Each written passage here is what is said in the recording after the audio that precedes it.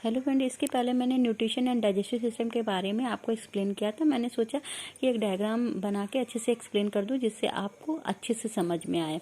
तो ये देखिए, आपने कैविटी नुमा संरचना है जिसको हम मुख कहते हैं। जो नाक, जो कैविटी नुमा मुख के ऊपर एक दो छिद्र नुमा संरचना है जिसको हम नाक कहते हैं। नाक से हम वायु को ग्रहण करते हैं, मुख से हम भोजन को ग्रहण करते हैं। जो नाक के दोनों छिद्र अंदर जाकर एक छिद्र से होते हुए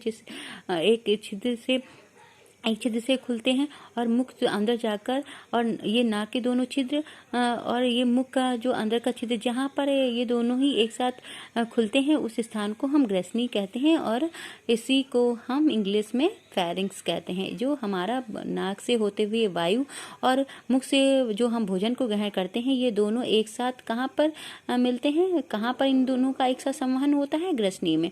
तो जो कभी कभी आहार नाल में ये आहार नाल से एक प्रश्न पूछ लिया जाता है कि आहार नाल का वह कौन सा अंग है जहाँ पर भोजन और वायु दोनों का एक साथ संवहन होता है। तो उसे हम तो उस अंग को हम क्या कहेंगे, वो स्थान कहाँ कौन सा है, वो ग्रसनी है, वहाँ जहाँ पर भोजन और वायु का संवहन एक साथ होता है। अब इसके बाद हमारा जो ये जो भोजन और वायु है, इनमें से भोजन को हमारा अलग अलग अलग जाना होता है और वायु को हमारा अलग शरीर में अंदर अलग अलग अलग स्थान पर प्रवेश करना होता है।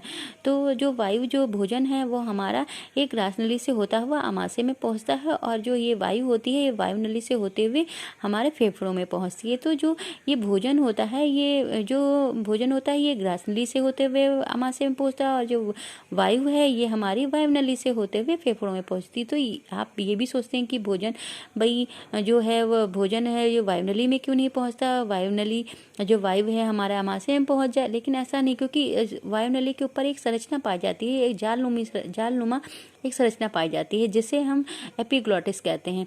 अब ये भी हम प्रश्न आता, हमारा विचार आ जाता है मन में कभी कभी कि भोजन जो हम ग्रहण करते हैं वो नाक से बाहर क्यों नहीं चला जाता है, सीधे ग्रास नली में क्यों, ग्रसनी से होता है ग्रास नली में प्रवेश कर जाता है। तो इसके लिए भी हमारे जो नाक के दोनों छिद्र हैं जहाँ पर अंदर जाकर जिस एक छिद्र के द्वारा खुलते हैं उसके जस्ट सामने एक यू के आकार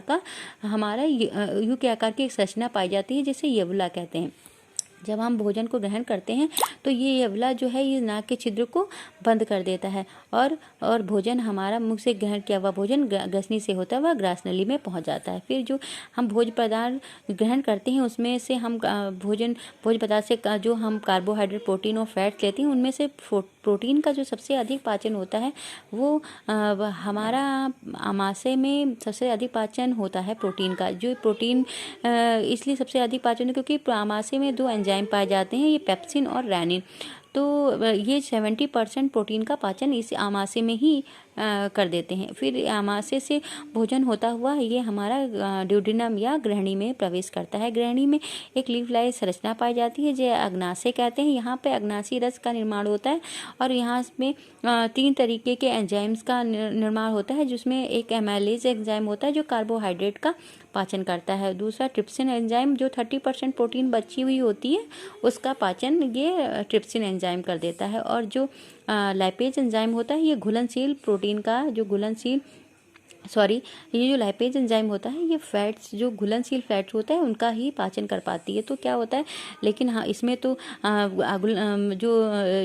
जो फैट्स होती है वो अघुलनशील अवस्था में होती है। तो इसलिए जो हमारे आमाशय के पास जो एक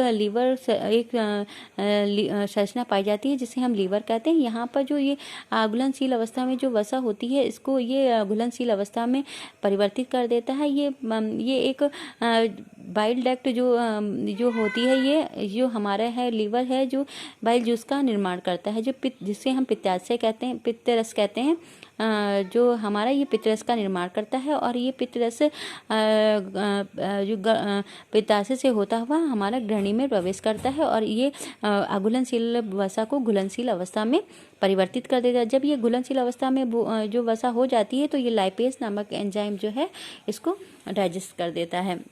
अब इसके बाद जो ये स्प्रिंग नुमा संरचना है ये हमारा जेजुनम और इलियम है। यहाँ पे ये भोजन हमारा इसका जो भोजन प्रवेश करता है और यहाँ पे एब्जॉर्प्शन होता है और जो थोड़ा बहुत सबसे ज़्यादा और यहाँ पे पूर्ण पाचन हो जाता है। लेकिन जो भोजन हमारा सही से पच नहीं पाता है, ये जो संरचना आपको दिख रही है, ये छोटी आंत को घेरे हुए एक संरचना होती है जिसे हम बड़ी आंत कहते हैं।